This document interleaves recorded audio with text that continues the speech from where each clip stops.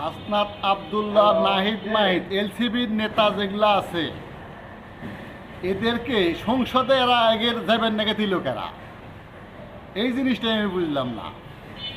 এই যে বন্যার টাকাগুলো মাইরা খাইছে, আগের গোয়ার মধ্যে পেটন দিলি পারি দেন, এই বন্যার টাকাগুলো সব হর করে বাইরে আসবে।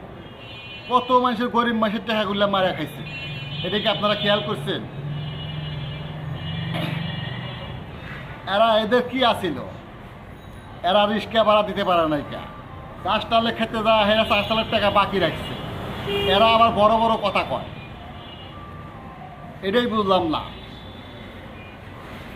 এদেরকে আপনারা ধরেন, ধরে এই বন্যার টাকাগুলো এরা কী করছে, এই টাকাগুলো সংগ্রহ করেন।